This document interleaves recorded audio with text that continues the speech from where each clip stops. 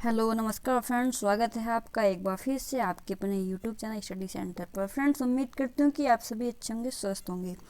देखिएगा फ्रेंड्स, जैसा कि आप सभी को मालूम है कि आरआरसी ग्रुप डी की भर्ती जो है अपने अंतिम पड़ाव पर है। ठीक है फ्रेंड्स, इसमें जो है सीवीटी आपका हो चुका है, फिजिकल भी हो चुका है और फ्रेंड्स आपके इसमें डीबी और मेडिकल बचे हुए हैं। ठीक है, तो फ्रेंड डीबी और मेडिकल भी आपके बहुत जल्दी स्टार्ट होने जा रहे हैं। तो फ्रेंड इसी के चलते हम ये वीडियो लेकर आए हैं ताकि आपको पता चले कि जब आप डीबी देने जाएंगे कि कौन कौन से डॉक्यूमेंट्स की ज़रूरत होगी या फिर कौन कौन से दस्तावेज आपको चाहिए। ठीक है, तो इसी के ऊपर आज ये वीडियो हमारी रहेगी। तो आइए शुरू करते हैं। देखते हैं सबसे पहले इसमें नंबर 1 पर दिया हुआ है, डीबी में उपस्थित होने के लिए योग्य उम्मीदवारों को बजाय किसी प्रतिनिधि को अनुमति नहीं दी जाएगी। यानी कि फ्रेंड इनका कहना है कि जिस बच्चे का डीबी है, जिस कैंडिडेट का डीबी है, उसी को ही अनुमति दी जाएगी। ठीक है, और किसी बच्चे को उसकी जगह नहीं बुलाया जाएगा। अब आगे बात करते हैं। इसमें संशोधन के लिए मूल दस्तावेजों के साथ साथ प्रत्येक की 2 फोटोकॉपी प्रस्तुत करनी आवश्यकता है। यानी कि फ्रेंड्स आप जब डीबी में जाएंगे तो आपको अपने मूल डॉक्यूमेंट चाहिए, यानी कि ओरिजिनल। उसके साथ आपको जो है यहाँ पर 2 फोटोकॉपी भी उनकी प्रस्तुत करनी होगी। अब इसमें आगे बात करते हैं। देखिएगा क्या क्या दस्तावेज आपको चाहिए। सीबीटी और पीईटी के दौरान उम्मीदवारों को जारी किए गए कॉल लेटर का निचला हिस्सा, यानी कि फ्रेंड जब आपने एग्ज़ाम दिया है, ठीक है, सीबीटी और उसके बाद फिजिकल दिया है, तो आपको वहाँ से निचला हिस्सा मिला होगा एडमिट कार्ड का, जिसे कॉल लेटर कहते हैं, वो आपके पास होना चाहिए। ठीक है, तो वो उन्होंने यहाँ पर मांगा है। ये देखिएगा सभी के लिए अनिवार्य है, चाहे आप नॉर्मल कैंडिडेट हैं या फिर आप जो है पीडब्ल्यूबीडी में आते हो या फिर सीसीए उम्मीदवार में आते हो।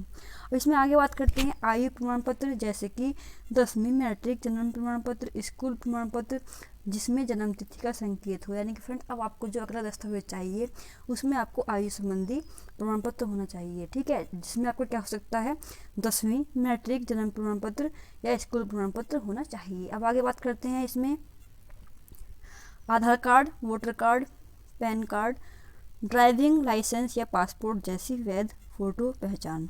यानी कि फ्रेंड आपको जो है अपनी पहचान के लिए इनमें से कोई एक आपके पास होना चाहिए। ठीक है, आपके पास आधार कार्ड हो सकता है या फिर voter card, PAN card, driving licence, passport, कोई भी अगर आपके पास इनमें से है तो आप जो है इसको लेके जा सकते हैं। अब आगे बात करते हैं। इसमें देखिएगा शैक्षिक योग्यता के प्रमाण के रूप में 10वीं या मैट्रिक पास प्रमाण पत्र। यानी कि फ्रेंड आपको मालूम है ये जो भर्ती है आपकी 10th लेवल पर है, यानी कि मैट्रिक लेवल पर है। तो फ्रेंड्स आपको जो है 10वीं या मैट्रिक का जो भी आपके पास प्रमाण पत्र है आपको अनिवार्य चाहिए। यदि आपने हायर एजुकेशन में डाला हुआ है तो आपके पास सर्टिफिकेट है तो आप लेके जा सकते हैं। ठीक है, लेकिन फ्रेंड्स आपको जो है 10वीं या मैट्रिक के तो अवश्य ही चाहिए। अब इसमें आगे बात करते हैं। अनुसूचित जाति, जनजाति, अन्य पिछड़ा वर्ग के उम्मीदवारों को सक्षम प्राधिकारी से वैध जाति प्रमाण पत्र प्रस्तुत करना चाहिए। यानी कि फ्रेंड देखिएगा यदि आप SC, ST, OBC में आते हैं, ठीक है, तो फ्रेंड्स आपको जो है अपने कास्ट सर्टिफिकेट प्रस्तुत करने होंगे, ऐसा इन्होंने बोला है। ठीक है, अब इसमें आगे बात करते हैं। देखिएगा आगे है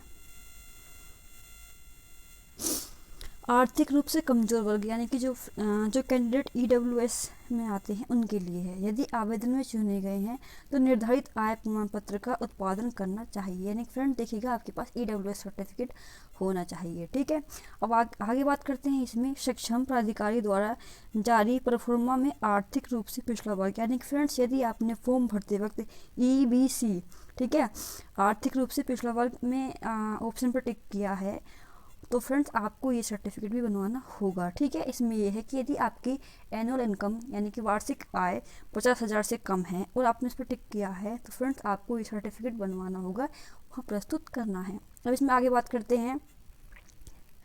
अल्पसंख्यक समुदाय के उम्मीदवारों द्वारा गैर न्यायिक स्टाम्प पेपर में परीक्षा शुल्क की छूट के लिए स्व घोषणा, यह आपका जो है अनुबंध है। ठीक है, तो के खिलाफ आवेदन करते समय दावा किया गया है। तो फ्रेंड्स ये आपका जो है माइनॉरिटी कम्युनिटी के लिए है। ठीक है, जो आपका अल्पसंख्यक समुदाय में आते हैं। अब आगे बात करते हैं। इसमें PWBD उम्मीदवारों को अधिसूचना, तो फ्रेंड्स ये अनुबंध है, यानी कि जो आपका CEN-RRC 01/2019 में उल्लिखित है। आपको इन्हीं के अनुसार सारे सर्टिफिकेट बनवाने होंगे। तो फ्रेंड्स ये आपका जो है विकलांगता का प्रमाण पत्र आपको प्रस्तुत करना होगा यदि आप PWBD में आते हैं। इसके बाद देखिएगा इसी तरह आपको भूतपूर्व सैनिक द्वारा जारी मूल सेवा प्रमाण पत्र, सेवा मुक्ति प्रमाण पत्र और अन्य प्रशासनिक दस्तावेज लाने के लिए, तो फ्रेंड्स ये भी आपको सर्टिफिकेट देना होगा। अब फ्रेंड्स इसमें आगे बात करते हैं। CCA उम्मीदवारों को NCVT द्वारा जारी मूल प्रमाण पत्र और रेलवे प्रतिष्ठान द्वारा जारी प्रशिक्षण प्रमाण पत्र लाना होगा। ठीक है, बताया गया है इसमें उपयुक्त प्राधिकारी अनिवार्य है। अब आगे देखिएगा इसमें CNRRC 01/2019 में दिए गए निर्देशों के अनुसार आवश्यक कोई अन्य प्रासंगिक दस्तावेज। आगे बात करते हैं इसमें CENRRC 01/2019 के पैरा 18.4.12 के अनुसार ये आपके NOC जमा करने के लिए सरकारी PSU कर्मचारियों की सेवा करना। यानी फ्रेंड्स ये आपका जो है जितने भी आपके ये रेलवे में कर्मचारी हैं ये उनके लिए है। ठीक है, या फिर कोई अन्य जगह ड्यूटी कर रहा है तो उसके लिए NOC के लिए है। अब इसमें आगे बात करते हैं CBT आवेदन पत्र में उम्मीदवार द्वारा उल्लिखित कोई अन्य दस्तावेज। आगे देखिएगा इसमें CBT आवेदन के दौरान जमा किए गए 3 पासपोर्ट आकार के फ़ोटो। तो फ्रेंड देखिएगा जैसा कि उन्होंने बताया कि CBT आवेदन के दौरान आपने जो भी पासपोर्ट टाइप का फ़ोटो लगाया है वो चाहिए। ठीक है, बिना सनग्लास और कैप पहने ऐसा फ़ोटो होना चाहिए जिसमें कि आप ना तो ग्लासेस लगे हों और ना ही आपने कैप पहना हो। तो फ्रेंड्स अगर आपके पास सेम फ़ोटो नहीं है तो आप जो है नए फ़ोटो भी बनवा कर ले जा सकते हैं। अब इसमें आगे देखिएगा NV हिंदी और अंग्रेजी के अलावा अन्य भाषाओं में प्रमाण पत्र रखने वाले उम्मीदवारों को अंग्रेजी में अनुवादित संस्करण लाना चाहिए। राजपत्रित अब फ्रेंड्स इसमें आगे देखते हैं नंबर 3 पर दस्तावेज सत्यापन में सफल उम्मीदवारों को अकेले मेडिकल जांच के लिए पूरे रेलवे अस्पताल में भेजा जाएगा। यानी फ्रेंड तब भी आपका DB के बाद मेडिकल होगा तो आपको जो है रेलवे अस्पताल में भेजा जा सकता है, किसी में भी क्षेत्रीय रेलवे मतलब जो भी आपके क्षेत्र का रेलवे है उसमें कहीं भी आपको भेजा जा सकता है। इसके बाद देखिएगा उम्मीदवारों को मेडिकल परीक्षा के लिए अधिक समय तक रहने की आवश्यकता हो सकती है, क्योंकि फ्रेंड आपका जो है पहले दिन DV होगा, फिर आपको एक स्लिप मिलेगी, इसको मेमो बोलते हैं। उसके बाद आपको जो है जो भी अस्पताल होगा हॉस्पिटल होगा वो अलॉट किया जाएगा, आपको फिर उसमें जाना होगा। ठीक है, अब ये डिपेंड करता है वो पास है दूर है, इसीलिए इन्होंने बोला है कि आपको जो है अधिक समय तक रहने की आवश्यकता हो सकती है, जिसमें परीक्षण जांच शामिल है। इसीलिए उम्मीदवारों से अनुरोध किया जाता है कि वे स्वयं चिकित्सा परीक्षा पूरी होने तक ठहरने के लिए तैयार रहें। ठीक है, इसके बाद इन्होंने बोला है कि जो भी आपकी व्यवस्था है या जो आपका खर्च है वह है वो DV और जो भी आपका मेडिकल स्थानों के लिए होगा, ठीक है, के बीच परिवहन भी उम्मीदवारों के खर्च पर होगा। मतलब जो भी आपको खर्चा व्यवस्था करनी है वो स्वयं अपने खर्च पर ही करनी होगी, इसके लिए रेलवे जो है कोई व्यवस्था नहीं करेगा। आगे बात करते हैं नंबर 4 पर उम्मीदवारों को रुपए की राशि का भुगतान करना होगा, यानी कि आपको 24 रुपये यहाँ पर पे करना होगा। ये जो आपका होगा चिकित्सा परीक्षा के लिए दस्तावेज सत्यापन के समय आपको ये 24 रुपये जमा करने होंगे। ठीक है, आपको भुगतान करना होगा क्योंकि ये इनकी एक फ़ीस है। दस्तावेज सत्यापन के लिए ई-कॉल लेटर जारी करने से CENRRC 01/2019 के खिलाफ पद के लिए भर्ती और भरने का कोई अधिकार नहीं मिलता। यानी कि यदि आपको DV के लिए बुलाया जाता है, ठीक है, कॉल लेटर जारी किया जाता है, तो इसका मतलब ये नहीं है कि ये आपको भर्ती मतलब आपको जो है इन्होंने भर्ती कर लिया है। ठीक है, ये सिर्फ एक प्रोसेस है। और इसमें आगे बात करते हैं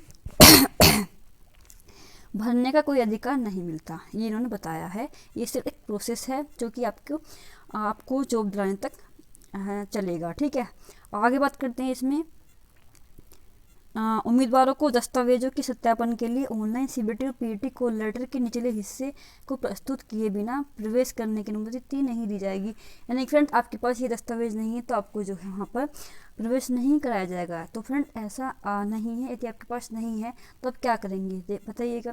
तो फ्रेंड्स आपको जो है अगर नहीं है तो आप तब भी मेडिकल DV के लिए जाइएगा। ठीक है, अगर आपके पास हैं तो बहुत अच्छा है, लेकिन नहीं है तो आप तब भी जाइएगा, वो आपका एंट्री करा लेंगे। ठीक है, आगे देखिएगा इसमें दस्तावेज सत्यापन की तिथि और स्थान में परिवर्तन के किसी भी अनुरोध को किसी भी परिस्थिति में अनुमति नहीं दी जाएगी। यानी फ्रेंड्स अगर आप चाहते हैं कि आपका DVU और मेडिकल की जो डेट है वो बदली जाए, ठीक है, स्थान बदला जाए, तो ऐसा बिल्कुल भी नहीं है।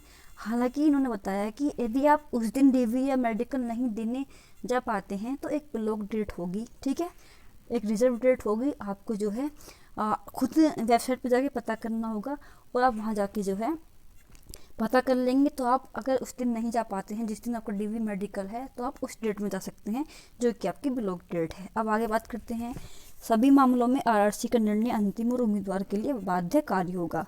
और आगे देखिएगा, इसमें नंबर 9 पर देखिएगा, जो आपके अनुसूचित जाति, ठीक है, यानी कि SC ST के उम्मीदवार हैं, इनके लिए द्वितीय श्रेणी में मुफ्त रेल यात्रा के हकदार हैं। यानी कि जब ये बच्चे SC ST के बच्चे जाएंगे तो उनके लिए रेलवे, यानी कि ये रेल से जाते हैं तो उनको मुफ्त पास मिलेगा।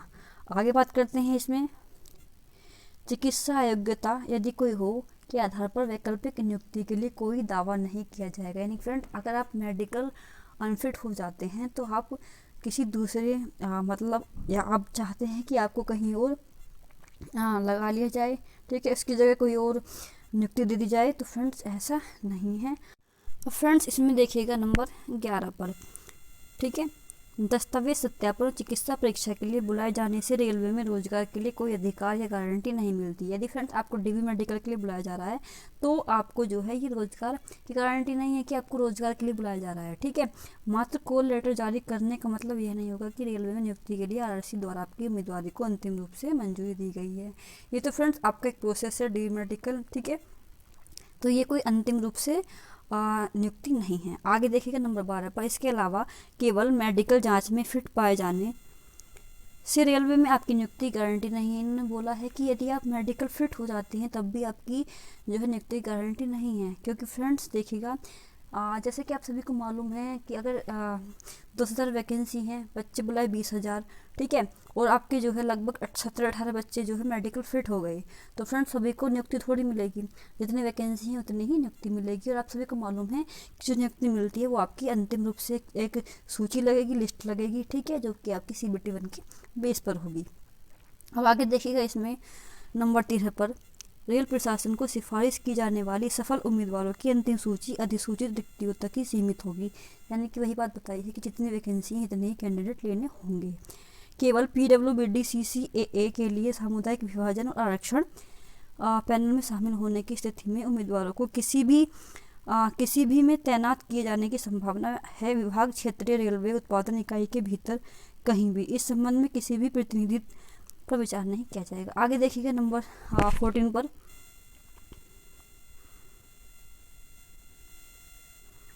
देखिएगा आपका सेकंड लास्ट है, उम्मीदवार कृपया यह भी नोट कर ले कि प्रमाण पत्र जमा करने के लिए कोई अतिरिक्त समय नहीं दिया जाएगा। तो फ्रेंड देखिएगा, प्रमाण पत्र जमा करने के लिए जो आपका मतलब विभाग है वो कोई भी अतिरिक्त समय नहीं देगा।